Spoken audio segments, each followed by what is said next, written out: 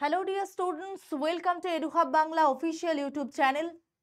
WBSLST এর পরীক্ষার নিয়োগ সম্পূর্ণরূপে কমপ্লিট হওয়ার কথা ছিল 31 ডিসেম্বরের মধ্যে, কিন্তু এই নিয়োগ নিয়ে যে পরিমাণে জল্পনা কল্পনা আবারও হয়ে গেছে বা হচ্ছে বা যেটা হবে বলে অলরেডি শিলমোহর পড়ে গেছে, সেই নিয়েই আজকের এই ভিডিও। সবাই কি জানতো যে না 11-12 এর রেজাল্ট বেরিয়ে গেছে, 9-10 এর রেজাল্ট বেরিয়ে গেছে, এখন ফাইনালি ডকুমেন্ট ভেরিফিকেশন হয়ে ইন্টারভিউ ডেট পর্যন্ত প্রকাশিত হয়ে গেছে, কিন্তু আলটিমেটলি মেন সমস্যাটা হয়ে দাঁড়িয়েছে বিশেষ করে শিক্ষক মহলে। তারা প্রত্যেকেই বলেছেন যে টেন্টেডরাও নাকি পরীক্ষায় বসেছে, টেন্টেডরাও ডকুমেন্ট ভেরিফিকেশনে ডাক পেয়েছে, তারা আবার ইন্টারভিউতে চান্স পেয়েছে। সব থেকে বড় ব্যাপার হচ্ছে এটাই যে 10 নম্বর যেটা নতুনরা পায়নি। আর আরো অবাক ব্যাপার, পশ্চিমবঙ্গের এমন একটি পরীক্ষা যেখানে ফুল মার্কস পেয়েও ছাত্রছাত্রীরা ডকুমেন্ট ভেরিফিকেশন বা ইন্টারভিউর জন্য আলটিমেটলি কলই পায়নি।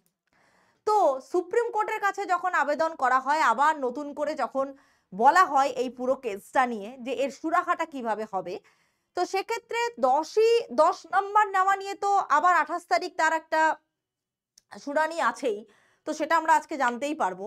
কিন্তু তার সাথে সাথে যেটা মেন সমস্যা হয়ে দাঁড়িয়েছে, সুপ্রিম কোর্ট যেটা বলেছে যে যা কেস আছে এই সব জল্পনা কল্পনা আমি আর মানতে পারছি না, আমি সব কিছু ছেড়ে দিলাম হাইকোর্টে, তোমরা সেখানেই বিচার করো, নিষ্পত্তি করো। আর টেন্টেড লিস্টটা আমার পছন্দ হয়নি, টেন্টেড লিস্টটাকে আবার চেঞ্জ করো।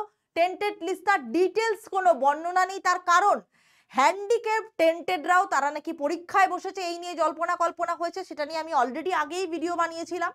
কিন্তু আবার যেটা করেছে তড়িঘড়ি করে আজকে 27শে নভেম্বর আবার কিন্তু আমাদের এসএলএসটি কমিশন তারা কি করেছে, এসএসসি কমিশন আবার নতুন করে অযোগ্যদের তালিকা বার করেছে।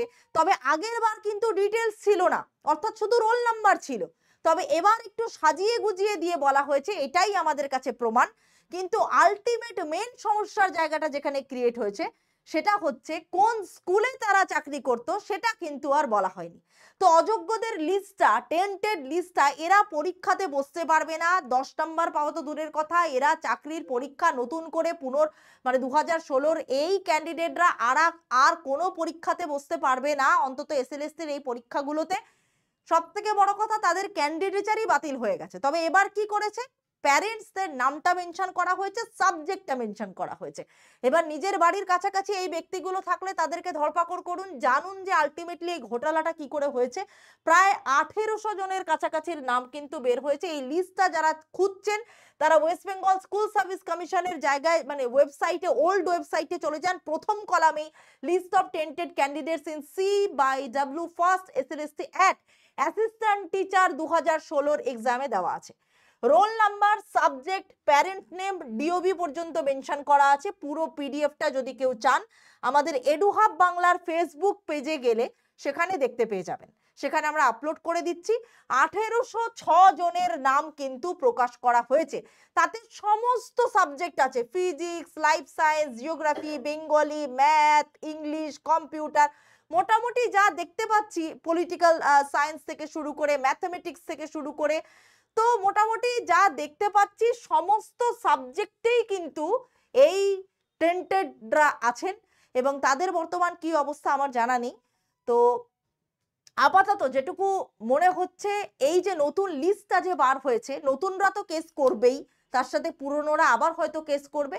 আলটিমেটলি আমার মনে হয় সরকারের আর এই চাকরিটা দেওয়ার হয়তো আর সদিচ্ছে নেই। তার জন্যই একের পর এক কেস জমা পড়ছে। অলরেডি 3-4টে কেস হয়ে গেছে, প্রায় 5টার কাছাকাছি কেস।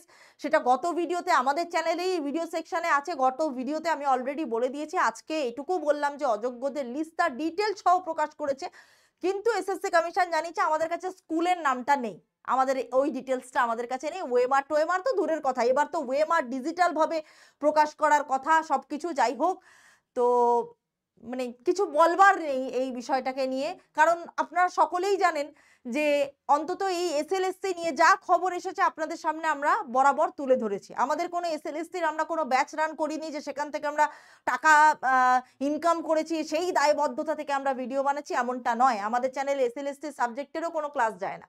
কিন্তু এই শিক্ষক মহলের মধ্যে বা এই 2016 বা এই এত বছর 10 বছরের একটা স্প্যানে যে চাকরি হয়নি, বা এই শিক্ষক নিয়োগটা যে স্তব্ধ হয়ে গেছে, এবং এই 31শে ডিসেম্বরের মধ্যেও যে তার 11-12 এর নিয়োগ হবে কিনা, কারণ 9-10 এর জন্য তো আবার জানুয়ারি মাস পর্যন্ত চেয়ে নেওয়া হয়েছে। তো এটা আমার জানা নেই, তার কারণ পরীক্ষাটা অনেকেই বলছে যে নতুন যে লিস্টটা বার হয়েছে তার উপর আবার কেস হবে এবং লিস্টটা বাতিল হয়ে যাবে। তো আপনাদের কি মতামত, এর সুরাহাটা কি? আমার তো মনে হয় 10 নম্বরের ভাগটা তুলে দিলেই বেটার। আর আরো একটা মজার তথ্য যেটা সুপ্রিম কোর্ট বলেছে, যে আমি তো একবারের জন্যও বলিনি যে পুরনো আর নতুনদের একসাথে এক্সাম দিতে। না, আমার বক্তব্য যে যারা আমাদের এসএসসির কমিশনের হয়ে যারা লড়েন, বিশেষ করে কল্যাণ বন্দ্যোপাধ্যায় স্যার, মানে ব্যাপারটা কি খোলসা করে বলেন না, নাকি বলা হয় না, নাকি ওনারা শোনেন না, নাকি শুনতে চান না, নাকি বলতে চান না? ভাই আমার এখন মানে আমার বলবার মতো কোনো ভাষা নেই। আমার মনে হয় শিক্ষক সমাজের পিঠ দেওয়ালে ঠেকার থেকে তো দূরের কথা, বোধহয় 1 কিলোমিটার পেছনে ঢুকে গেছে। তাদের ব্যাকবোন শিরদাঁড়াটাকে ভেঙে দেওয়া হয়েছে আমার যেটা মনে হয়।